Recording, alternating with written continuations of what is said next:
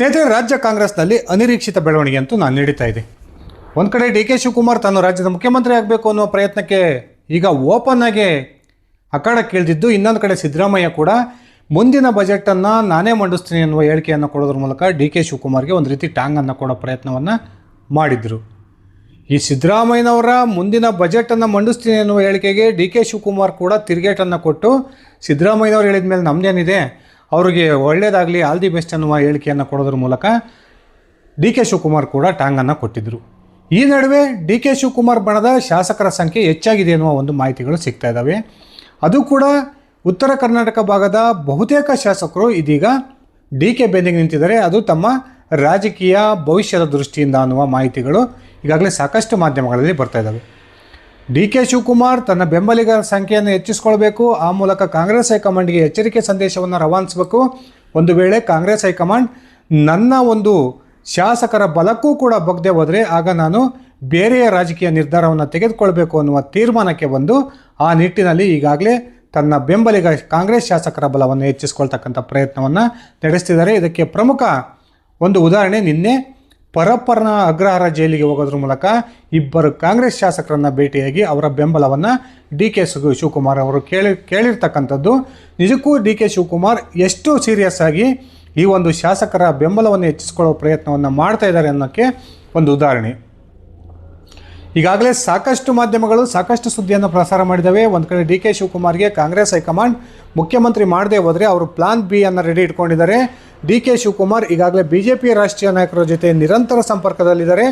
ಆ ಮೂಲಕ ಸುಮಾರು 50ರಿಂದ 60 ಶಾಸಕರನ್ನು ಕರೆದುಕೊಂಡು ಬಿ ಜೆ ಪಿಗೆ ಸೇರ್ಪಡೆಯಾಗೋದ್ರ ಮೂಲಕ ಬಿ ಜೆ ಪಿಯಿಂದ ಡಿ ಕೆ ಶಿವಕುಮಾರ್ ರಾಜ್ಯದ ಮುಖ್ಯಮಂತ್ರಿ ಆಗ್ತಾರೆ ಅನ್ನುವ ಸುದ್ದಿಗಳು ದೊಡ್ಡ ಮಟ್ಟದಲ್ಲಿ ಹರಿದಾಡ್ತಾ ಇದ್ದಾವೆ. ಹಾಗಾದರೆ ಇದಕ್ಕೆ ಡಿ ಕೆ ಶಿವಕುಮಾರ್ ಅವರ ಈ ಒಂದು ತಂತ್ರಕ್ಕೆ ಸಿದ್ದರಾಮಯ್ಯ ಬಣ ಕೂಡ ಪ್ರತಿತಂತ್ರವನ್ನು ಎಣೆದಿದೆ ಅನ್ನುವ ಮಾಹಿತಿಗಳು ಸಿಗ್ತಾ ಇದ್ದು, ಸಿದ್ದರಾಮಯ್ಯ ಬಳಗದವರಿಂದ ಯಾರೂ ಕೂಡ ನಿರೀಕ್ಷೆ ಮಾಡದೇ ಇರತಕ್ಕಂಥ ಒಂದು ಮಹತ್ವದ ಹೆಜ್ಜೆಯನ್ನು ಈ ಒಂದು ಪ್ಲಾನ್ ಬಿ ನಿಟ್ಟಿನಲ್ಲಿ ಸಿದ್ದು ಬಳಗ ಈಗಾಗಲೇ ಇಟ್ಟಿದೆ ಅನ್ನುವ ಮಾಹಿತಿಗಳು ಸಿಗ್ತಾ ಇದ್ದಾವೆ. ಏನು ಪ್ಲಾನ್ ಬಿ? ಹಾಗಾದರೆ ಸಿದ್ದರಾಮಯ್ಯ ಬಳಗ ಪ್ಲಾನ್ ಬಿ ಬಗ್ಗೆ ಯೋಚನೆ ಮಾಡಿದ ಕಾರಣ ಏನು? ಒಂದು ಸರಿ ಸಂಪೂರ್ಣವಾಗಿ ನಾನು ವಿವರಿಸ್ತಾ ಹೋಗ್ತೀನಿ. ಅದಕ್ಕಿಂತ ಮುಂಚೆ ನೀವಿನ್ನು ನನ್ನ ಇಟ್ಕೆಯ ಮಂತ್ ಯೂಟ್ಯೂಬ್ ಚಾನಲ್ಗೆ ಸಬ್ಸ್ಕ್ರೈಬ್ ಮಾಡ್ಕೊಂಡಿಲ್ಲ ಅಂದರೆ ದಯವಿಟ್ಟು ಸಬ್ಸ್ಕ್ರೈಬ್ ಮಾಡಿಕೊಂಡು ಬೆಲ್ ಬಟನ್ನ ಕ್ಲಿಕ್ ಮಾಡಿ. ನಾನು ಕೊಡ್ತಕ್ಕಂಥ ಮಾಹಿತಿ ನಿಮಗೆ ಇಷ್ಟ ಆಗಿದ್ದರೆ ಈ ವಿಡಿಯೋಗೆ ಲೈಕ್ ಮಾಡಿ, ಶೇರ್ ಮಾಡಿ, ಕಮೆಂಟ್ ಮಾಡಿ. ಸ್ನೇಹಿತರೆ, ಈಗಾಗಲೇ ಡಿ ಕೆ ಶಿವಕುಮಾರ್ ತನ್ನ ಬೆಂಬಲಿಗ ಕಾಂಗ್ರೆಸ್ ಶಾಸಕರ ಸಂಖ್ಯೆಯನ್ನು ಹೆಚ್ಚಿಸಿಕೊಂಡಿದ್ದಾರೆ ಅನ್ನುವ ಮಾಹಿತಿಗಳು ಹೊರಬರ್ತಾ ಇದ್ದಾವೆ. ಸರಿಸುಮಾರು 50ಕ್ಕೂ ಹೆಚ್ಚು ಶಾಸಕರು ಡಿ ಕೆ ಶಿವಕುಮಾರ್ ಅವರನ್ನು ಮುಖ್ಯಮಂತ್ರಿ ಸ್ಥಾನದಲ್ಲಿ ನೋಡಬೇಕು ಅನ್ನುವ ಇಂಗಿತವನ್ನು ವ್ಯಕ್ತಪಡಿಸ್ತಾ ಇದ್ದಾರೆ. ಇನ್ನೊಂದು ಕಡೆ ಡಿ ಕೆ ಶಿವಕುಮಾರ್ ಕಡೆ 60 ಶಾಸಕರು ಕಾಂಗ್ರೆಸ್ನವರು ಹೋದರೂ ಕೂಡ ಸಿದ್ದರಾಮಯ್ಯ ಬಳಗದಲ್ಲಿ ಇನ್ನೂ 80 ಶಾಸಕರು ಉಳಿತಾರೆ. ಆ 80 ಶಾಸಕರ ಬಲವನ್ನು ಇಟ್ಕೊಂಡು ಕಾಂಗ್ರೆಸ್ ಹೈಕಮಾಂಡ್ ಸಿದ್ದರಾಮಯ್ಯನವ್ರನ್ನೇ ಮುಂದುವರಿಸುತ್ತಾ ಅಥವಾ ಡಿ ಕೆ ಶಿವಕುಮಾರ್ಗೆ ಈ ಹಿಂದೆ ಏನು ಮಾತು ಕೊಟ್ಟಿದೆ ಆ ಮಾತಿನ ಪ್ರಕಾರ ಡಿ ಕೆ ಶಿವಕುಮಾರ್ ಅವರನ್ನು ಮುಖ್ಯಮಂತ್ರಿ ಸ್ಥಾನಕ್ಕೆ ಕೂರಿಸುತ್ತಾ ಅನ್ನುವ ಚರ್ಚೆಗಳು ಕೂಡ ಈಗ ಆರಂಭವಾಗಿದ್ದಾವೆ. ಒಂದು ಕಡೆ ರಾಜ್ಯ ಕಾಂಗ್ರೆಸ್ನಲ್ಲಿ ನಡೀತಿರ್ತಕ್ಕಂಥ ಈ ಕ್ಷಿಪ್ರ ಕ್ರಾಂತಿಗೆ ಕಾಂಗ್ರೆಸ್ ಹೈಕಮಾಂಡ್ ಕೂಡ ಶೇಕ್ ಆಗಿರೋದು ಸತ್ಯ. ಅದೇ ಕಾರಣಕ್ಕೆ ಇದೀಗ ಕೇಂದ್ರದ ಮಾಜಿ ಸಚಿವ ಜಯರಾಮ್ ರಮೇಶ್ ಕೂಡ ರಾಜ್ಯಕ್ಕೆ ಬರೋರಿದ್ದಾರೆ. ಇನ್ನೊಂದು ಕಡೆ ಮಲ್ಲಿಕಾರ್ಜುನ್ ಖರ್ಗೆ ಕೂಡ ಡಿ ಕೆ ಬ್ರದರ್ ಅವರನ್ನು ತಮ್ಮ ನಿವಾಸಕ್ಕೆ ಕರೆದುಕೊಂಡು ಅವರನ್ನು ಸಮಾಧಾನ ಮಾಡ್ತಕ್ಕಂಥ ಪ್ರಯತ್ನವನ್ನು ನಡೆಸ್ತಾ ಇದ್ದಾರೆ.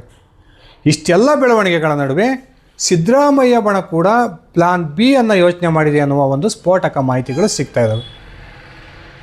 ಸಿದ್ದರಾಮಯ್ಯನವ್ರಿಗೂ ಕೂಡ ಈಗ 2-3 ದಿನದಿಂದ ನಡೀತಿರ್ತಕ್ಕಂಥ ಒಂದು ಕಾಂಗ್ರೆಸ್ನ ಬೆಳವಣಿಗೆಗಳನ್ನು ನೋಡಿದರೆ ಒಂದು ರೀತಿ ಆತಂಕ ಸ್ಟಾರ್ಟ್ ಆಗಿದೆ. ಸಿದ್ದರಾಮಯ್ಯ ಅತ್ಯಂತ ಈಸಿಯಾಗಿ ಶಿವಕುಮಾರ್ ಅವರನ್ನು ತೆಗೆದುಕೊಂಡಿದ್ದರು. ಶಿವಕುಮಾರ್ ಎಕಡೆಯಿಂದ ಎಕಡೆಗೆ ಲೆಕ್ಕ ಹಾಕಿದ್ರು 30 ಶಾಸಕರ ಸಂಖ್ಯೆಯನ್ನು ಅವರು ಒಟ್ಟುಗೂಡ್ಸೋಕ್ಕಾಗೋದಿಲ್ಲ, ನನ್ನ ಕಡೆ ಇನ್ನು 100ರಿಂದ 110 ಶಾಸಕರು ಉಳ್ಕೊಳ್ತಾರೆ ಅನ್ನುವ ಒಂದು ಲೆಕ್ಕಾಚಾರದಲ್ಲಿ ಸಿದ್ದರಾಮಯ್ಯ ಮತ್ತು ಅವರು ಬೆಂಬಲಿಗರಿದ್ದರು.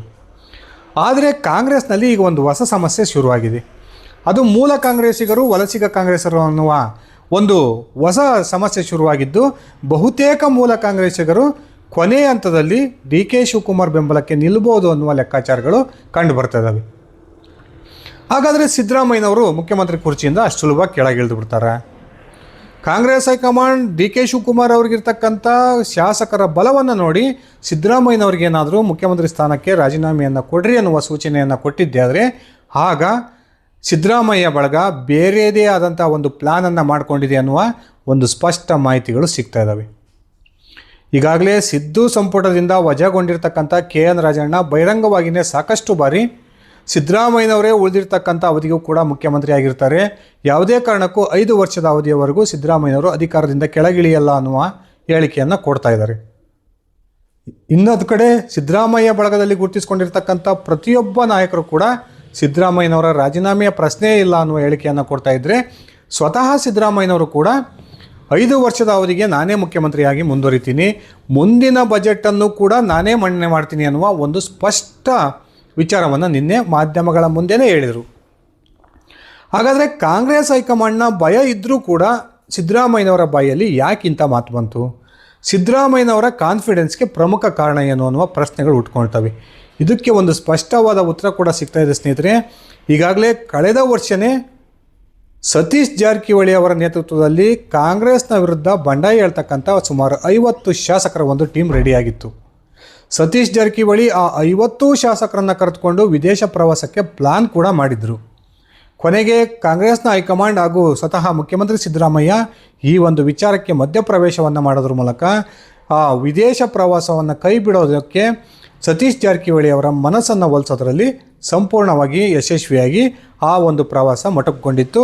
ಅಲ್ಲಿಗೆ ಕಾಂಗ್ರೆಸ್ನಲ್ಲಿ ಹೇಳಬಹುದಾಗಿದ್ದಂತಹ ಸಂಭವನೀಯ ಬಂಡಾಯ ಕೂಡ ಬ್ರೇಕ್ ಬಿದ್ದಿತ್ತು. ಆದರೆ ಇದೀಗ ಕಾಂಗ್ರೆಸ್ ಹೈಕಮಾಂಡ್ ಒಂದು ವೇಳೆ DK ಶಿವಕುಮಾರ್ ಅವರಿಗೆ ಪಟ್ಟ ಕಟ್ಟೋದು ನಿರ್ಧಾರಕ್ಕೆ ಬಂದಿದ್ದೇ ಆದರೆ ಸಿದ್ದರಾಮಯ್ಯ ಬಳಗ ಏನು ಹಿಂದಿನ ವರ್ಷ ಸತೀಶ್ ಜಾರಕಿಹೊಳಿ ಅವರ ನೇತೃತ್ವದಲ್ಲಿ 50 ಶಾಸಕರು ಒಗ್ಗೂಡಿ ಕಾಂಗ್ರೆಸ್ನ ವಿರುದ್ಧವೇ ಬಂಡಾಯ ಹೇಳ್ತಕ್ಕಂಥ ಒಂದು ಮನಸ್ಥಿತಿಗೆ ಬಂದಿದ್ದರು. ಈಗ ಅದೇ ಸಂಖ್ಯೆಯ ಶಾಸಕರನ್ನು ಉಪಯೋಗಿಸಿಕೊಂಡು ಕಾಂಗ್ರೆಸ್ಗೆ ತಿರುಗೇಟನ್ನು ಕೊಡೋ ತಯಾರಿಯನ್ನು ಮಾಡ್ಕೊಳ್ತಿದ್ದಾರೆ ಎನ್ನುವ ಒಂದು ಸ್ಪಷ್ಟ ಸೂಚನೆಗಳು ಸಿಗ್ತಾ ಇದ್ದಾವೆ. ಸಹಜವಾಗಿಯೇ ಯಾವುದೇ ಒಬ್ಬ ರಾಜಕಾರಣಿ ಆದರೂ ಕೂಡ ಪ್ಲಾನ್ ಎ ಮತ್ತು ಪ್ಲಾನ್ ಬಿ ಕಡೆ ಯೋಚನೆ ಮಾಡಿರ್ತಾರೆ. ಸಿದ್ದರಾಮಯ್ಯ ಮೇಲ್ನೋಟಕ್ಕೆ ಏನೇ ಕಾನ್ಫಿಡೆಂಟ್ ಆಗಿದ್ದರೂ ಕೂಡ ಸಿದ್ದರಾಮಯ್ಯನವರಿಗೆ ಒಳಗೊಳಗೆ ಒಂದು ಅಳುಕಂತೂ ಕಾಡ್ತಾ ಇದೆ. ಯಾಕಂದರೆ ಕಾಂಗ್ರೆಸ್ ಪಕ್ಷದ ಇತಿಹಾಸನೇ ಆ ರೀತಿ ಇದೆ. ಏಕಾಏಕಿ ಕಾಂಗ್ರೆಸ್ ಹೈಕಮಾಂಡ್ ನಾಯಕರು ಏನಾದರೂ ಒಂದು ನಿರ್ಧಾರಕ್ಕೆ ಬಂದು ಸಿದ್ದರಾಮಯ್ಯನವರಿಗೆ ರಾಜೀನಾಮೆ ಸೂಚನೆಯನ್ನು ಕೊಟ್ಟರೆ ಸಿದ್ದರಾಮಯ್ಯ ಬೆಂಬಲಿಗರು ಈಗಾಗಲೇ ಹೊಸ ಪಕ್ಷವನ್ನು ಕಟ್ತಕ್ಕಂಥ ಸಿದ್ಧತೆಗಳನ್ನು ಮಾಡ್ಕೊಳ್ತಿದ್ದಾರೆ ಅನ್ನುವ ಒಂದು ಮಾಹಿತಿಗಳು ಸಿಗ್ತಾ ಇದ್ದರೂ ಕೂಡ ಸದ್ಯಕ್ಕೆ ಹೊಸ ಪಕ್ಷ ಕಡೆ ಯೋಚನೆ ಮಾಡದೆ ಈಗಾಗಲೇ BJPಯ ರಾಷ್ಟ್ರೀಯ ನಾಯಕರೊಂದಿಗೆ, ಅದರಲ್ಲೂ ಕೂಡ ಕೇಂದ್ರ ಸಚಿವ ಅಮಿತ್ ಶಾ ಅವರೊಂದಿಗೆ ಸಿದ್ದರಾಮಯ್ಯ ಬಳಗದ ಪ್ರಮುಖ ನಾಯಕರು 2 ಸುತ್ತಿನ ಮಾತುಕತೆಗಳನ್ನು ಪೂರ್ಣಗೊಳಿಸಿದ್ದಾರೆ ಅನ್ನುವ ಒಂದು ಸ್ಫೋಟಕ ಮಾಹಿತಿಗಳು ಸಿಗ್ತಾ ಇದ್ದಾವೆ. ಇದಕ್ಕಿಂತ ಮುಖ್ಯವಾಗಿ ಇತ್ತೀಚೆಗೆ ಸಂಪುಟದಿಂದ ವಜಾಗೊಂಡಿರ್ತಕ್ಕಂಥ KN ರಾಜಣ್ಣನವರ ಪುತ್ರ ಕಾಂಗ್ರೆಸ್ನ MLC ಆಗಿರ್ತಕ್ಕಂಥ ರಾಜೇಂದ್ರ ರಾಜಣ್ಣ ನಿನ್ನೆ ಮೊನ್ನೆ ಏನು ದೆಹಲಿಯ ಪ್ರವಾಸವನ್ನು ಕೈಗೊಂಡಿದ್ದರು, ಆ ದೆಹಲಿಯ ಪ್ರವಾಸದ ಸಂದರ್ಭದಲ್ಲಿ ಸುಮಾರು ಅರ್ಧ ಗಂಟೆಗೂ ಹೆಚ್ಚು ಕಾಲ ಒಂದು close door meeting Amit Shah ಅವರೊಂದಿಗೆ ನಡೆಸಿರ್ತಕ್ಕಂಥದ್ದು ರಾಜ್ಯ ರಾಜಕಾರಣದಲ್ಲಿ ತೀವ್ರ ಕುತೂಹಲಕ್ಕೆ ಕಾರಣ ಆಗಿದೆ. ಈಗಾಗಲೇ ರಾಜಣ್ಣ ಕಾಂಗ್ರೆಸ್ನಿಂದ ಒಂದು ಹೆಜ್ಜೆಯನ್ನು ಹೊರಗಿಟ್ಟಿದ್ದಾರೆ ಎನ್ನುವ ಒಂದು ಮಾಹಿತಿಗಳನ್ನು ನಾವು ಈ ಹಿಂದೆಯೇ ಹಂಚಿಕೊಂಡಿದ್ವಿ. ನಿನ್ನೆ ರಾಜೇಂದ್ರ ರಾಜಣ್ಣನವರು ಅಮಿತ್ ಶಾ ಅವರೊಂದಿಗೆ ಸುದೀರ್ಘ ಮಾತುಕತೆಗಳನ್ನು ನಡೆಸಿರ್ತಕ್ಕಂಥದ್ದು ನಿಜಕ್ಕೂ ಕೂಡ ರಾಜಣ್ಣ BJP ಸೇರ್ಪಡೆಯಾಗೋ ವಿಚಾರಕ್ಕ ಅಥವಾ ಸಿದ್ದರಾಮಯ್ಯ ಬಣಗದ ಪ್ಲಾನ್ ಬಿ ಅನ್ನು ಅಮಿತ್ ಶಾ ಅವರ ಮುಂದೆ ಈ ರಾಜೇಂದ್ರ ರಾಜಣ್ಣ ಅವರು ಪ್ರಸ್ತಾಪ ಮಾಡಿದಾರ ಅನ್ನುವ ಒಂದು ಪ್ರಶ್ನೆಗಳು ಕೂಡ ಹುಟ್ಕೊಂಡಿದ್ದಾವೆ. ಈ ಒಂದು ವಿಚಾರಕ್ಕೆ ಸಂಬಂಧಪಟ್ಟಂತೆ ಯಾವುದೇ ಒಂದು ಸ್ಪಷ್ಟನೆ ಇನ್ನೂ ಕೂಡ ಸಿಗದೆ ಹೋದರೂ ಸಿದ್ದರಾಮಯ್ಯ ಬಳಗ ಅಂತೂ ಪ್ಲಾನ್ ಬಿ ಬಗ್ಗೆ ಯೋಚನೆ ಮಾಡಿರ್ತಕ್ಕಂಥದ್ದು ಸತ್ಯ ಅನ್ನುವ ಮಾಹಿತಿಗಳು ಈಗ ಹೊರಗೆ ಬರ್ತಾ ಇದ್ದಾವೆ. ಒಂದು ವೇಳೆ DK ಶಿವಕುಮಾರ್ ರಾಜ್ಯದ ಮುಖ್ಯಮಂತ್ರಿ ಆಗ್ತಕ್ಕಂಥ ಅನಿವಾರ್ಯ ಅವಧಿಗೆ ಬಂದರೆ ಸಿದ್ದರಾಮಯ್ಯ ಬಳಗ ಯಾವುದೇ ಕಾರಣಕ್ಕೂ DK ಶಿವಕುಮಾರ್ ಅವರಿಗೆ ಬೆಂಬಲವನ್ನು ಕೊಡೋದಿಲ್ಲ, ಆ ಪಕ್ಷ ಇಬ್ಬಾಗ ಆದರೂ ಪರವಾಗಿಲ್ಲ ಅನ್ನುವ ಮನಸ್ಥಿತಿಗೆ ಸಿದ್ದರಾಮಯ್ಯ ಬಳಗ ಬಂದಿದೆ. ಆ ಕಾರಣಕ್ಕೇ ಇದೀಗ DK ಶಿವಕುಮಾರ್ ಬಳಿ ಇರ್ತಕ್ಕಂಥ 2 ಪವರ್ ಸೆಂಟರ್ಗಳನ್ನು 2 ಪವರ್ಗಳನ್ನು ಕಟ್ ಮಾಡ್ತಕ್ಕಂಥ ಪ್ರಯತ್ನಕ್ಕೂ ಕೂಡ ಸಿದ್ದರಾಮಯ್ಯ ಬಳಗ ಕೈ ಹಾಕಿದೆ. ಈಗಾಗಲೇ ರಾಜ್ಯದ ಲೋಕೋಪಯೋಗಿ ಸಚಿವರಾಗಿರ್ತಕ್ಕಂಥ ಸತೀಶ್ ಜಾರಕಿಹೊಳಿ, ಕೇಂದ್ರದ ಸಚಿವರಾಗಿರ್ತಕ್ಕಂಥ ನಿತಿನ್ ಗಡ್ಕರಿ ಅವರೊಂದಿಗೆ ಒಂದು ನಿರಂತರ ಸಂಪರ್ಕದಲ್ಲಿದ್ದಾರೆ. ಒಂದು ಕಡೆ ದೇವೇಂದ್ರ ಫಡ್ನವೀಸ್ ಕೂಡ ರಾಜ್ಯ ಕಾಂಗ್ರೆಸ್ನ ಒಂದು ಬಣ ರಾಜಕಾರಣದ ಲಾಭವನ್ನು ಪಡೆಯೋದಕ್ಕೆ ಕರ್ನಾಟಕದ ಕಡೆಗೆ ತಮ್ಮ ಸಂಪೂರ್ಣ ಗಮನವನ್ನು ಕೇಂದ್ರೀಕರಿಸಿರ್ತಕ್ಕಂಥ ಈ ಸಂದರ್ಭದಲ್ಲಿ ಕಾಂಗ್ರೆಸ್ನ MLC ರಾಜೇಂದ್ರ ರಾಜಣ್ಣ ಅವರು ಕೇಂದ್ರದ BJP ವರಿಷ್ಠ ಅಮಿತ್ ಶಾ ಅವರೊಂದಿಗೆ ಸುಮಾರು ಅರ್ಧ ಗಂಟೆಗಳ ಕಾಲ ಕ್ಲೋಸ್ ಡೋರ್ ಮೀಟಿಂಗನ್ನು ನಡೆಸಿರ್ತಕ್ಕಂಥದ್ದು ರಾಜ್ಯ ಕಾಂಗ್ರೆಸ್ ಪಾಳ್ಯದಲ್ಲಿ ಒಂದು ರೀತಿ ದಿಗ್ಭ್ರಮೆಯನ್ನು ಉಂಟು ಮಾಡಿದೆ ಅಂದರೆ ತಪ್ಪಾಗೋದಿಲ್ಲ. ಸ್ನೇಹಿತರೆ, ರಾಜ್ಯ ಕಾಂಗ್ರೆಸ್ನಲ್ಲಿ ಸಿದ್ದರಾಮಯ್ಯನವರನ್ನು ಮುಖ್ಯಮಂತ್ರಿಯಾಗಿ ಮುಂದುವರಿಸಿದರೂ ಕೂಡ ಅದು ಪಕ್ಷಕ್ಕೆ ಮತ್ತು ಸರ್ಕಾರಕ್ಕೆ ಹಾನಿಯನ್ನು ತರುತ್ತೆ. ಇನ್ನೊಂದು ಕಡೆ ಡಿ ಕೆ ಶಿವಕುಮಾರ್ ಅವರನ್ನು ಮುಖ್ಯಮಂತ್ರಿ ಮಾಡೋದ ನಿರ್ಧಾರಕ್ಕೆ ಕಾಂಗ್ರೆಸ್ ಹೈಕಮಾಂಡ್ ಬಂದರೂ ಕೂಡ ಆಗಲೂ ಪಕ್ಷಕ್ಕೆ ಹಾಗೂ ಸರ್ಕಾರಕ್ಕೆ ಬಹುದೊಡ್ಡ ಹೊಡೆತ ಬೀಳೋದ್ರ ಮೂಲಕ ರಾಜ್ಯದ ಕಾಂಗ್ರೆಸ್ ಸರ್ಕಾರದ ಪತನ ಎರಡೂ ಕಡೆಯಿಂದನೂ ನಿಶ್ಚಿತ ಅನ್ನುವ ಒಂದು ಮಾಹಿತಿಗಳು ಸಿಗ್ತಾ ಇದ್ದಾವೆ. ಈ ಒಂದು ಪರಿಸ್ಥಿತಿಯ ಲಾಭವನ್ನು ಪಡೆಯೋದಕ್ಕೆ ರಾಷ್ಟ್ರೀಯ BJP ನಾಯಕರು ಅತ್ಯಂತ ಸೀರಿಯಸ್ ಆದಂಥ ಒಂದು ಪ್ರಯತ್ನವನ್ನು ನಡೆಸ್ತಾ ಇದ್ದು, ರಾಜ್ಯ ಕಾಂಗ್ರೆಸ್ನ ಎರಡೂ ಬಣದ ನಾಯಕರೊಂದಿಗೆ ನಿರಂತರ ಸಂಪರ್ಕವನ್ನು ಕೇಂದ್ರ BJP ನಾಯಕರು ಸಾಧಿಸ್ತಾ ಇದ್ದಾರೆ ಅನ್ನುವ ಒಂದು ಸ್ಫೋಟಕ ಮಾಹಿತಿಗಳು ಸಿಗ್ತಾ ಇದ್ದಾವೆ. ಸ್ನೇಹಿತರೆ, ನಿಮ್ಮ ಅಭಿಪ್ರಾಯದ ಪ್ರಕಾರ ಕಾಂಗ್ರೆಸ್ ಹೈಕಮಾಂಡ್ ಒಂದು ಸ್ಪಷ್ಟ ನಿರ್ಧಾರಕ್ಕೆ ಬಂದು ಡಿ ಕೆ ಶಿವಕುಮಾರ್ ಅವರನ್ನು ರಾಜ್ಯದ ಮುಖ್ಯಮಂತ್ರಿ ಮಾಡ್ತಕ್ಕಂಥ ಪ್ರಯತ್ನವನ್ನು ನಡೆಸಿದರೆ ಆಗ ಸಿದ್ದರಾಮಯ್ಯ ಮತ್ತು ಅವರ ಬೆಂಬಲಿಗರು ಕಾಂಗ್ರೆಸ್ಸನ್ನು ತೊರೆಯೋದ್ರ ಮೂಲಕ BJPಯಿಂದ ಮತ್ತೊಮ್ಮೆ ಅಂದರೆ BJP ಬೆಂಬಲದೊಂದಿಗೆ ಸಿದ್ದರಾಮಯ್ಯ ರಾಜ್ಯದ ಮುಖ್ಯಮಂತ್ರಿಯಾಗಿ ಮುಂದುವರಿತಾರಾ, ಅಥವಾ D K Shivakumar BJP ಸೇರೋದ್ರೊಂದಿಗೆ DK BJPಯಿಂದ ಮುಖ್ಯಮಂತ್ರಿ ಆಗ್ತಾರಾ? ನಿಮ್ಮ ವೈಯಕ್ತಿಕ ಅಭಿಪ್ರಾಯವನ್ನು ಕಮೆಂಟ್ ಮಾಡಿ. ಧನ್ಯವಾದಗಳು ಸ್ನೇಹಿತರೆ, ಶುಭ ದಿನ.